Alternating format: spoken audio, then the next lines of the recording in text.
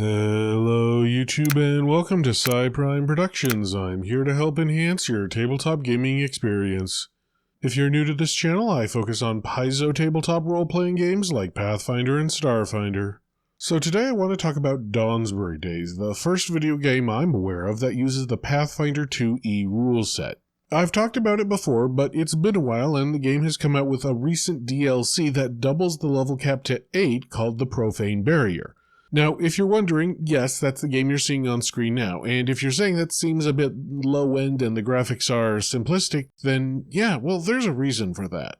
Dawnsbury Days was programmed by a single guy, Petr Rudicek, apologies for any mispronunciation. He's a software engineer from Prague, and he's been coding freeware games since he was 13. So, yeah, this is a very simple game, but it's only $5 on Steam with an additional $5 if you want the DLC. Also, please note that Petr is a software engineer, not a graphic designer, and he's had to pay his own money to get people to draw character portraits and record voice dialogue for the game. Wait, kobolds, hiding behind those rocks over there. A second kobold raiding party in one day? The kobolds indeed are swarming. Show yourselves, bandit weaklings! Who are you? Oh, full disclosure, I did buy the original Dawnsbury Days, but Petr offered me a free Steam key for the Profane Barrier to help beta test it. He's not paying me or sponsoring me or anything, I just like the game and want to talk about it. So, what is Dawnsbury Days? Well, like I said, it uses a version of the Pathfinder 2e rule set modified to work with a computer game, but I wouldn't call it a role-playing game exactly. Most of what would be the role-playing aspects of it take place in cutscenes where you don't have a choice over what the characters say or do. Instead, all the gameplay comes from battles, so this is a battle simulator with interspersed cutscenes. The Profane Barrier DLC does have a little bit of roleplay elements where you do a court proceeding in heaven, but for the most part it's battles. Petr himself calls it a turn-based tactics game with CRPG elements. Think of the game as similar to those old-school Japanese RPGs like the Final Fantasy Tactics series. You're free to build up your characters however you want and dictate their actions in battle, but the plot and dialogue are always the same. It's still really impressive for a single guy coding all of this by himself and just outsourcing the graphics and voice acting. Just don't be asking for Baldur's Gate 3 level material here. I will say that the game is very smartly written. It feels like a typical Pathfinder game. There are high-stakes plots where people are defending the town against monsters, and people are scared of upcoming battles, but there's also fourth-wall-breaking jokes about the rules, and even an odd joke or two about Pathfinder 1st Edition. So the book said, clerics not only gained a new domain spell with each spell level, but also said their heal spell restored 150 hit points. I thought you couldn't do that, even at level 20. I do hear that spellcasters used to be more powerful in the past. Heck, the opening scene in the DLC has one of the characters GMing Pathfinder for a group of kids. So yeah, the writing feels very much like me and my friends just sitting down and having fun playing games of Pathfinder. So you finally come face to face with the final dusk, the starborn demon lord who terrorized Dawnsbury for 7 years. What do you do? I cast Resist Energy Fire on Finian. Great! In that case, I'm gonna leap across the pool of lava and strike the Demon Lord! You can't do that. The pool is 15 feet wide and your leap distance is only 10 feet. Duh. If you were chaotic like Linka, you'd have let me do it. Half the time you're saving the world and half the time you're cracking jokes. Anyway, let's move on to the characters. The game features 4 characters named the Dawnsbury 4. You are free to choose what classes these characters are, and you can even rename them if you want, but the voice acting and the in-game dialogue still refers to their real names and their kinda core canon classes.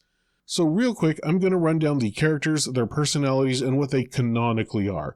Again, you can level them up as you see fit, but if you care to make sure that their personalities and dialogue match the mechanics, here's what you need to know. There is Anacasta, who's portrayed as a kind, competent, and charismatic leader. I think she's canonically a sorceress, but Bard would also fit her. She's called the battle leader by one of the other characters, and she's kind of the most level-headed of the group. Next is Scarlet, who is maybe Anna's girlfriend. The writing is a tad unclear. She is an elf and plays into the strong, silent protagonist. She's also insanely intelligent, especially about extraplanar entities. Also, she can decipher the formula for a rank 10 ritual when she's like only level 6. She can't cast it, but she can figure out what it is and what it does. True. But look, there's arcane diagrams on the wall, with text in Utopian. I think it describes a spell. The diagrams extend over the entirety of both walls.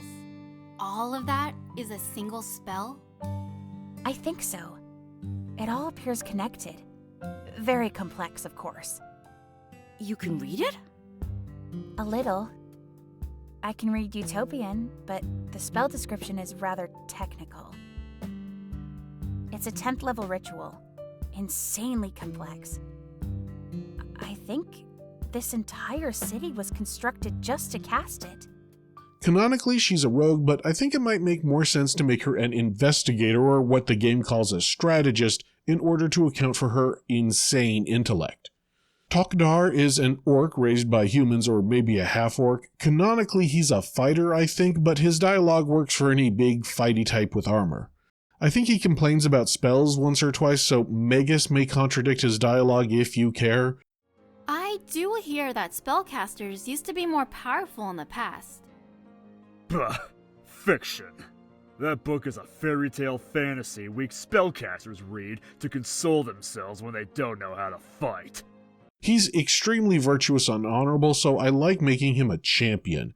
He does talk about putting his armor on at one point, so maybe Monk doesn't work for him though. Lastly, there is Safi, the youngest member of the Dawnsbury Four. He's pensive, unsure of himself, and has the least self-confidence. He even chastises himself for falling under the effects of a mind control spell. I'm weak. I would have gone along with the teleport. You were under the influence of an enchantment. It doesn't count. Why did I fail to save, though? It's because you're all right. I am still a child. I'm not an adventurer. I don't belong here. Canonically, he's a religious cleric, and he mentions wearing armor as well, so I think he's a war priest, though his demeanor seems to be more cloistered cleric. Or you could just make him an oracle, maybe? Anyway, there's a ton of different classes and options to choose from to make your characters. Now, the game doesn't have all of the classes. I think Swashbuckler would be hard to code, as would a Witch's Familiar, but hey, they have Kineticist. And the game is built to have modding support, so yeah, if you know how to code, you can mod in new ancestries or classes or whatever. I will warn you, however, be prepared to fight and optimize. Some of the encounters are brutal, even on medium difficulty. I've died more than once. And if even a single member of the Dawnsbury Four dies, it is game over. Now, there are some higher difficulties if you want a true challenge, but let me tell you, medium difficulty is no cakewalk. I do want to say, take some time to read the manual provided by the game, as Dawnsbury Days, for legal reasons, does not take place on Galarian, but on Pether's own homebrew campaign setting, which is pretty interesting. The manual has a bit of backstory on the world. Long story short, it's basically a flat world, kind of like Terry Pratchett's Discworld, but it is much more a points of light kind of campaign setting. In other words, there are small patches of civilization all around the world, but the lands in between are overrun with monsters and creatures whose culture revolves around banditry. Also, this is an old world. I won't get into the specifics so I don't ruin the plot, but there are ruined temples and dungeons everywhere, indicating that civilization used to be larger, but has since collapsed. An old shrine. It was dedicated to the cerulean sky, the goddess who shields us from the void. Looks like she couldn't shield her own temple. It's profaned and desecrated. A couple of things to mention before I go. The game was developed before the OGL scandal hit, and so uses the pre-remaster rules, including alignment. And for consistency's sake, Pether continues to use an amalgam of pre- and post-remaster rules for the DLC. The DLC even has plot-critical stuff related to the pre-remaster way of doing things, so be prepared for things like alignment and certain old monster names to be in the game. This shouldn't be an insurmountable problem if you want to play your own home game in the Dawnsbury Days universe, though. Simply add back in alignment and maybe have the old version of some spells like Divine Lance as options for players to choose, and it should work out just fine. And that's it. That's my breakdown of Dawnsbury Days. If you have $5 to $10 to spare, which is a big ask in these economic times, I know, then I might check it out if able. And let me know what you think in the comments below. And while you're down there, make sure you like and subscribe. That tells not only me, but also YouTube that you like this kind of content and would like to see more. And until next time, thank you, good luck, and happy gaming!